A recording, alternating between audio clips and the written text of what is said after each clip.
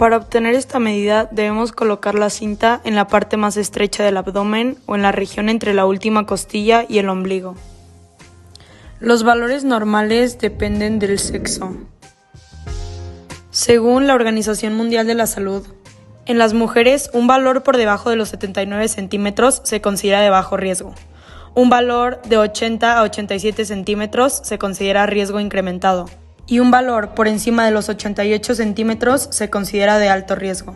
Por otra parte, en los hombres, un valor menor a 93 centímetros se considera de bajo riesgo.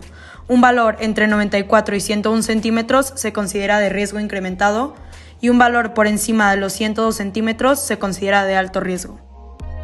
Este parámetro sirve como referencia para definir y clasificar la obesidad, ya que esto guarda una buena relación con la grasa corporal. La grasa acumulada alrededor de algunos de nuestros principales órganos pueden incrementar el riesgo de padecer enfermedades como la diabetes, la subida de la tensión arterial y favorecen el desarrollo de enfermedades cardiovasculares. Para medir la frecuencia cardíaca, coloca el dedo índice y mayor en el cuello al lado de la tráquea. Cuando sientas el pulso, cuenta el número de latidos en 15 segundos. Multiplica ese número por 4 para calcular tus latidos por minuto. Una frecuencia cardíaca en reposo normal para los adultos varía entre 60 a 100 latidos por minuto. Sin embargo, ciertos atletas con una mejor función cardíaca pueden tener una frecuencia de hasta 40 latidos por minuto y es completamente normal.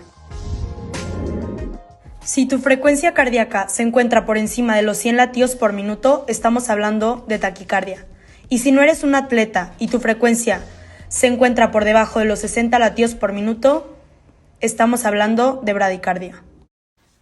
Para medir la presión, tienes que colocar el brazalete 2 dedos arriba del doblez del brazo izquierdo, ajustándola para que no quede ni muy floja ni muy apretada.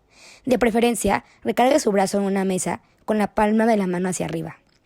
Prende el dispositivo, apriete la perilla para llenar el brazalete hasta llegar al número 180 que va a aparecer en la pantalla y espere el resultado.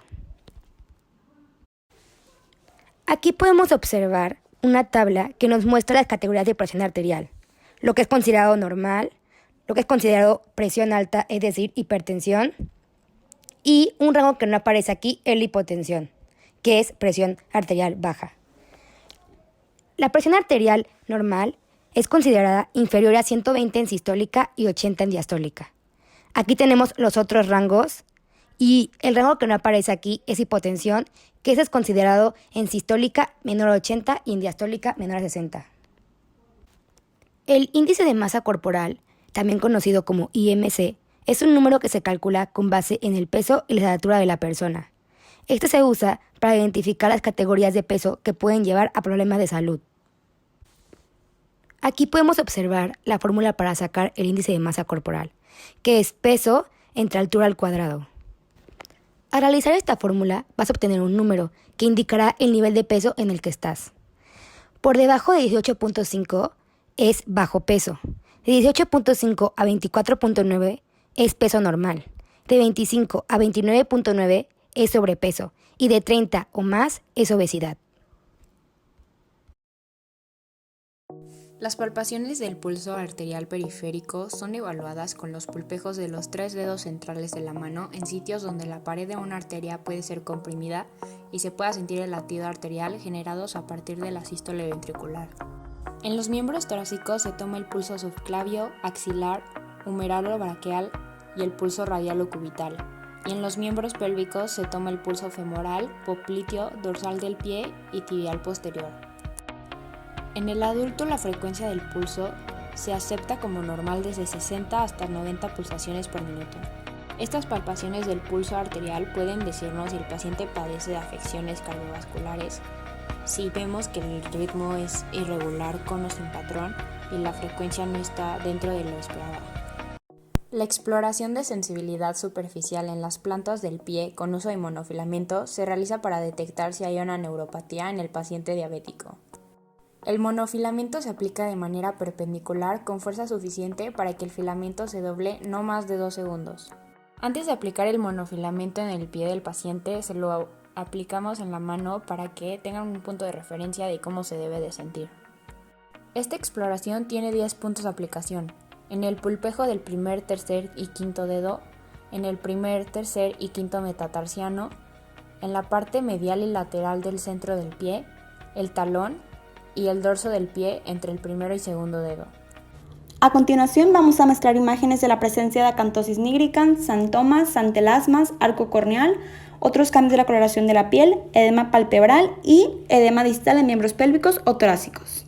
En primer lugar tenemos acantosis nigricans, la cual es una afección cutánea caracterizada por áreas oscuras y aterciopeladas en pliegues y dobleces del cuerpo. Suele aparecer en las axilas, la ingle y el cuello. La acantosis nigricans o acantosis pigmentaria generalmente aparece en personas obesas o con diabetes. A continuación tenemos los xantomas, los cuales son lesiones cutáneas producidas por el depósito de lípidos, es decir, grasas debajo de la piel.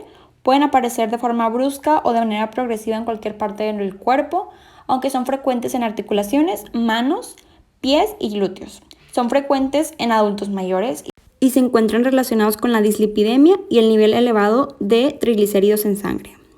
A continuación tenemos los xantelasmas, que son un pequeño tumor benigno o un levantamiento graso situado alrededor del párpado y se presenta en forma de placa amarillenta y puede aparecer en ambos ojos, tanto en párpado inferior como en superior. Está relacionado con la hiperlipidemia y la dislipidemia. A continuación tenemos el arco corneal, el cual es un anillo blanco parcial o completo en la periferia del iris y se produce por el depósito de lípidos procedentes de los vasos del limbo a lo largo de la periferia de la córnea y aumenta según avanza la edad. A continuación tenemos el edema palpebral, el cual es una acumulación anormal de líquido en los tejidos de la superficie interna del párpado, provoca una hinchazón que impide o dificulta la propia abertura completa del ojo y en algunos casos se puede observar en la conjuntiva. A continuación tenemos el edema distal, en este caso de miembros pélvicos o torácicos, el cual es una hinchazón causada por la acumulación de líquido en los tejidos del cuerpo. Suele ocurrir en los pies, tobillos y piernas, pero también puede afectar al resto del cuerpo. Y eso sería todo. Gracias por acompañarnos.